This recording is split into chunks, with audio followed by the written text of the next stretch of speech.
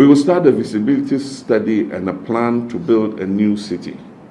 Accra is getting gridlocked. The time has come for us to move some parts of the government services out of Accra. Accra will continue to be the capital, but we'll move part of it outside. There's land on the Accra Plains, there's land on the other bank of the Volta Lake and all that. Already we're going to have a port terminal at Mpakadan to move cargo to the northern part of the country. There's a lot of land there. And so we can move some of the ministries, agencies, and departments out of the city so that we decongest Accra. Because Accra has expanded to its limits. The way it is going, if we're not careful, it will be difficult to continue to manage it as a viable city. Along the coastline of the Gulf of Guinea, the city of Accra stands as one of West Africa's most vibrant capitals, a hub of culture, business, politics, innovation, and migration. For decades, Accra has been the heartbeat of Ghana's development narrative, attracting millions of people who have sought opportunity, education, and economic mobility. Its influence stretches beyond the borders of Ghana, shaping regional trade, international diplomacy, and cultural identity. But today, Accra is also facing a challenge that many rapidly growing African cities confront: the weight of overconcentration. Decades of centralization have placed extraordinary pressure on its infrastructure, transport systems, land availability, housing supply, and public services. Every year, the city swells with new residents, new vehicles, new businesses, and new demand. Yet the physical space remains the same. From dawn, the roads begin to choke with traffic, stretching from Kasoa to Circle, from Adenta to Akamoda, creating long hours of lost productivity. Government ministries sit clustered within the same limited corridors, corporate headquarters fight for space in the same districts, and residential areas continue to expand into wetlands and peri-urban zones that lack proper planning. Market centers overflow as informal trading becomes a survival mechanism for thousands. Drainage systems struggle under the dual pressure of urban expansion and climate variability. And with land prices skyrocketing, many young families now find homeownership increasingly out of reach. Accra's success has become both its blessing and its burden. For years, urban planners, economists, and successive governments have debated a fundamental question: should Ghana continue trying to expand Accra indefinitely, or should the country begin the bold process of building new cities, purpose-designed, modern, efficient, and resilient, shaped by the needs of the future rather than the constraints of the past? Across Africa, new city projects are emerging as answers to similar challenges. Kanza Technopolis in Kenya, Eco Atlantic in Nigeria, and Kigali's Green City in Rwanda.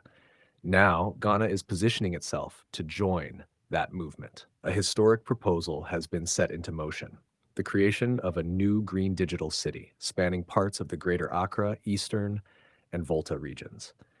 It is envisioned not simply as an extension of Accra, but as a new urban ecosystem designed to absorb growth, decentralize national operations, and set the foundation for a technologically driven, environmentally conscious future. The new city could eventually host ministries, financial districts, residential zones, industrial corridors, entertainment and tourism enclaves, and large-scale renewable energy systems. It is designed to be connected by expressways, modern rail networks, and planned transportation infrastructure that prioritizes efficiency rather than congestion. This city is imagined to operate on a long-term timeline, constructed in phases over 2 decades, allowing investment, design, land preparation, and infrastructure development to be executed methodically. It will not merely create new buildings, it will reshape how Ghana distributes governance, housing, commerce, and industrial development across regions. In doing so, it seeks to ease pressure on Accra while stimulating new growth poles that can expand the national economy beyond its urban core. But this government-driven initiative is not the only major urban development concept emerging in Ghana. A parallel vision is being championed by private developers and global investment partners. Ghana Gold City, a planned ultra-modern, fully integrated city designed to blend smart technology, sustainability, and luxury real estate with mixed-use commercial and residential spaces. While the Green Digital City is framed as a national administrative and economic restructuring project, Ghana Gold City positions itself as a commercial innovation hub, an opportunity to create a modern African city built from scratch using global architectural standards and smart infrastructure. The coexistence of these two major proposals, one public and one private, signals something deeper. Ghana may be entering an era where national development is no longer defined only by roads, hospitals, and schools, but by entire new urban environments. These new cities represent the confidence of a country preparing to design its future rather than inherit it. Yet the journey from concept to reality is never simple. Questions remain about land acquisition, community integration, financing, timeframes, environmental compliance, and long-term policy continuity. The world has seen ambitious new cities fail due to inadequate planning or misaligned interests. For Ghana, the success of these projects will depend on coordination, transparency, and a carefully balanced partnership between government, private investors, and local communities. Still, the potential is enormous. A new city could create thousands of direct construction jobs, followed by millions of long-term employment opportunities across technology, manufacturing, logistics, housing, tourism, and service industries. It could host new universities, global business headquarters, innovation labs, renewable energy plants, and large-scale industrial hubs. It could unlock massive agricultural corridors by improving rural connectivity, and it could become one of the continent's leading urban models, planned instead of crowded, inclusive instead of reactionary, future-ready instead of outdated. For the first time, Ghana is designing cities not only to solve problems of today, but to prepare for the population of tomorrow, predicted to exceed 40 million people by 2050. This is more than construction. It is strategic national restructuring. This is the story of a country daring to build from the ground up. A story of new beginnings, new possibilities, and new urban identities. A story of two transformative proposals, the Green Digital City, driven by national development goals, and Ghana Gold City, driven by private innovation. This is the story of Ghana's new cities and the future they promise to create. As plans for the Green Digital City move from concept to implementation, the foundations of the project begin with feasibility studies, land mapping, and interministerial coordination. Urban planners explore geographic corridors stretching from the industrial zones of Dawa toward the Sagami Enclave, continuing through underdeveloped lands that connect the greater Accra region to neighboring Eastern and Volta territories. These areas offer vast open land, access to existing highways, and enough space to accommodate industrial clusters, residential districts, green technology hubs, and government installations. The selection is strategic, not just to create a new city, but to form a regional triangle that redistributes economic gravity across three regions rather than one. The new city is envisioned as a hybrid ecosystem, part administrative capital, part commercial hub, part industrial engine. The idea is not to abandon Accra, but to relieve it. Ministries and government agencies that do not require physical presence in Accra could be relocated, freeing up land and reducing daily commuting pressure. A new financial district could rise, supported by controlled zoning laws that prevent unregulated structures, kiosks, or container shops from overwhelming walkways and transport systems. Residential areas would be built not as informal extensions, but as planned neighborhoods with proper drainage, sewer and waste management, solving problems that Accra has struggled to retrofit for decades. A defining feature of the Green Digital City is its emphasis on sustainability. Renewable energy sources would power streetlights, public buildings, and major facilities. Solar farms could be integrated into the outskirts of the city, while waste-to-energy plants convert refuse into power. Urban forests, green belts, and landscape parks create carbon sinks to balance industrial emissions. Smart grids monitor consumption in real time. Water recycling systems reduce dependence on freshwater bodies. These are not luxuries, but necessities for a future where climate resilience determines economic survival. Technology integration forms another pillar of the new city's ambition. Digital infrastructure would be embedded into the city's design: fiber optic connectivity, advanced telecom networks, security systems powered by artificial intelligence, and digital platforms for public service delivery. Residents could access government portals, pay bills, schedule health services, register businesses, and manage utilities online through a unified smart system. Public transportation networks would include electric buses, autonomous shuttles, and railway stations that link the city to Accra and beyond. The goal is not just to modernize transport, but to minimize dependence on private vehicles and reduce emissions. By creating new hubs of economic concentration, the Green Digital City could also unlock industrial corridors that stretch across the eastern flank of the country. Logistics parks, bonded warehouses, and manufacturing zones would support exports to Togo, Nigeria, Cote d'Ivoire, and global markets through Tema Port. The city could become a node in regional trade networks, boosting Ghana's position within ECOWAS while expanding its export capacity. For businesses, the city offers something Accra has struggled to provide in recent years: space to grow. Yet, as ambitious as the Green Digital City is, it does not exist in isolation. Parallel to this national project is another vision, Ghana Gold City, a privately led mega development designed to create a new urban center grounded in smart infrastructure, luxury housing, hospitality hubs, commercial districts, and technology ecosystems. Unlike the government-driven city, Ghana Gold City is positioned not primarily as a decentralization tool, but as a monumental private city, designed to attract investors, expatriates, corporate tenants, and global institutions. Ghana Gold City presents itself as a symbol of modern African architecture: sleek skyscrapers, modern boulevards, integrated transport systems, and futuristic landscapes. Where the Green Digital City emphasizes policy restructuring and administrative decentralization, Ghana Gold City emphasizes lifestyle, innovation, entrepreneurship, and global branding. It aims to position Ghana as a destination for conferences, global tech incubators, high-end real estate investors, international schools, and business travelers. Smart traffic management systems, underground utilities, electric transit corridors, and eco-friendly building designs are envisioned as core features rather than afterthoughts. This dual development, one led by the state, the other by private capital, creates a complementary rather than competing pathway. The Green Digital City addresses governmental and structural strain, while Ghana Gold City targets high-value commercial transformation. Together, they could diversify Ghana's urban development strategy, reducing dependency on a single metropolis while opening new avenues for job creation and foreign direct investment. Yet, the road ahead is complex. Securing land requires negotiation with traditional authorities and communities who have ancestral ties to the land. Community displacement must be avoided or compensated ethically. Environmental bodies must ensure compliance with regulations. Investors need clear guarantees of long-term policy support. And government institutions must be prepared for organizational restructuring that redistributes national functions geographically. The timeline is long. 20 years means leadership will change, economic cycles will rise and fall, and global trends may shift. The success of the new cities depends on consistent planning beyond political cycles.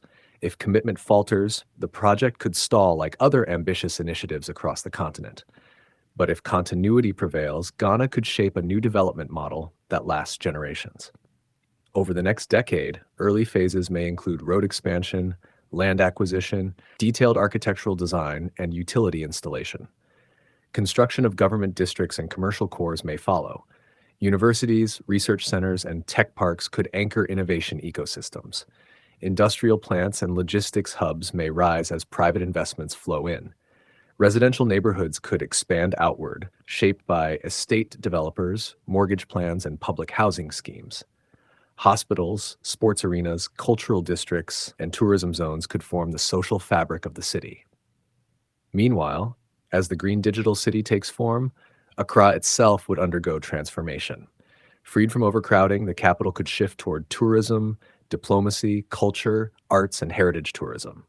Iconic projects like the Marine Drive development, refurbished markets, and waterfront redesigns could turn Accra into a cultural and economic jewel, while the new city absorbs administrative and industrial pressure. Rather than replacing Accra, the new city enables its rebirth. In this future, Ghana may operate not with one dominant city, but a network of urban centers: Accra, Kumasi, Tamale, Takoradi, and now these newly planned cities, each powering national growth through specialization. This is how modern nations achieve balanced development. As cranes rise, blueprints turn into skylines, and infrastructure spreads across open land, the dream of a new Ghanaian city begins to shift from imagination into visible progress. Workers lay fiber optic cables, engineers map underground drainage, architects finalize road alignments, investors tour planned districts, policymakers outline frameworks. Slowly, the idea becomes tangible. And somewhere in the near future, long after the first foundation is cast, a family may move into a new neighborhood, a child may enroll in a newly built school, a business may sign a lease in a modern office tower, and a civil servant may clock in at a ministry building relocated from the crowded corridors of Accra. On that day, the new city will no longer be a concept. It will be home. The transformation of a nation rarely happens in a single moment. It happens in phases, in decisions made quietly at policy tables, in long hours spent constructing roads, in negotiations that secure investment, in citizens who believe change is possible. The new cities of Ghana will represent not just infrastructure, but ambition. Ambition to compete globally, to innovate boldly, to create sustainably, and to build a future not constrained by the environments inherited from the past. From empty land will rise districts filled with life. From strategy will emerge opportunity. From vision will emerge history. These cities will stand as monuments to what a country can build when it decides that progress is not a dream, but a design. To understand the magnitude of what is now unfolding, it is important to reflect on how Ghana reached this point. For decades, development followed a predictable pattern. The capital concentrated power, money, and infrastructure, creating a magnet that pulled resources from other regions. Businesses believed prosperity could only be found in Accra. Institutions built headquarters there. Students migrated there after school. The dream of success meant leaving home and heading west toward the coast. Accra absorbed ambition and gave opportunity, but each year that growth multiplied, and the pressures intensified. Roads built for 500,000 commuters now struggle under millions. Services meant for a small city are stretched across a metropolis. And as Accra expanded outward, its development became reactionary rather than strategic. Roads widened after congestion emerged, drains built after floods occurred, settlements regularized only after informal expansion. The new cities represent a shift from reaction to design. They acknowledge that future populations will not fit into the framework of today's capital. Ghana is predicted to double in population over the next 30 years. And the question is not whether more cities will be needed, but where and how they will be created.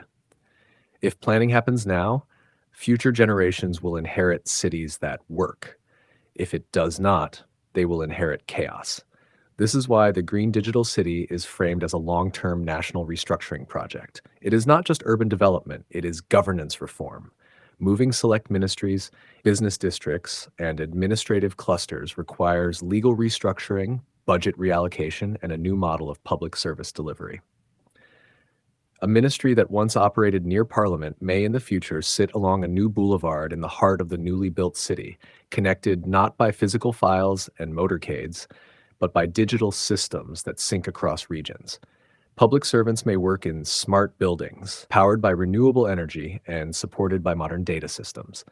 Diplomats, investors, and international partners may fly directly into new airports or transit hubs instead of crowding traditional facilities. Over time, Ghana may function more like countries with distributed capitals, where political, economic, and industrial functions are spread rather than compressed. Yet for every bold plan, the public asks practical questions. Who will fund it? How much will it cost? Will it be built in phases that deliver real benefits early, or will it remain a distant blueprint? The answers lie in a mix of financing models. Government may fund initial public infrastructure, roads, utilities, drainage, and administrative blocks, while private developers build residential estates, malls, offices, hotels, and industrial parks. International lenders and sovereign partnerships may support major public works. Public-private partnerships could drive specific districts.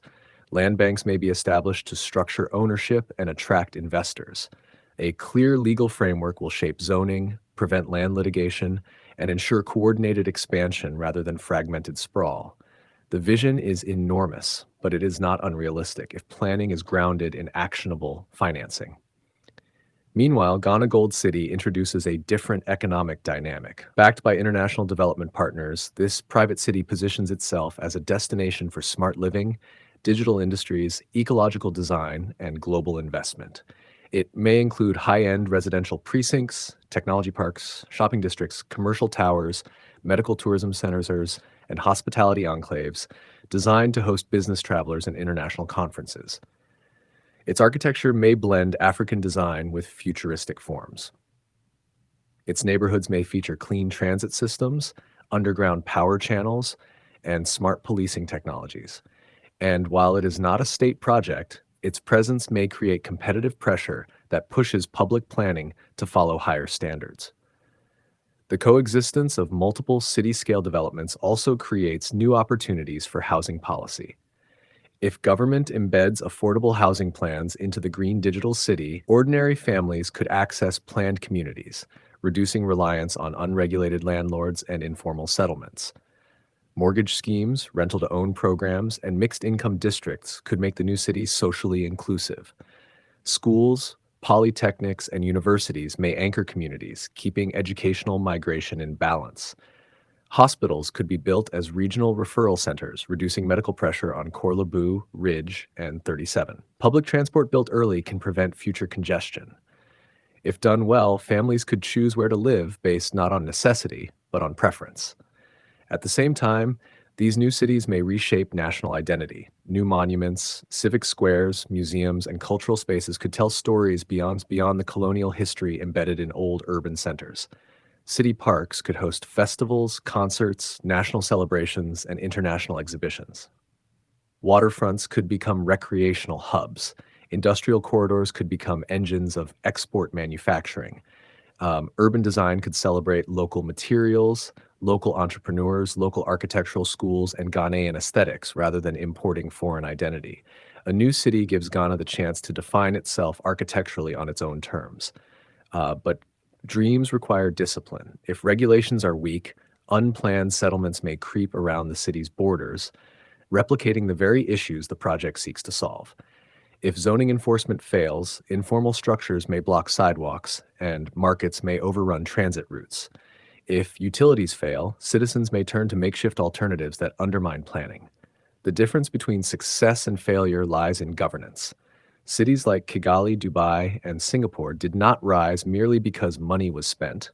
They rose because rules were enforced consistently. For Ghana's new cities to succeed, institutions must be empowered to regulate land use, inspect buildings, maintain utilities, and enforce environmental standards. Corruption must be minimized in procurement and contracts. Transparency must guide partnerships. Community participation must be prioritized so that residents feel ownership rather than displacement. And long-term development plans must survive political transitions. The human benefits extend beyond infrastructure. New cities could reduce internal migration pressure, allowing families to live closer to work. They could improve quality of life by providing clean air, green spaces, safe roads, and reliable utilities. They could reduce poverty by bringing industries closer to rural populations.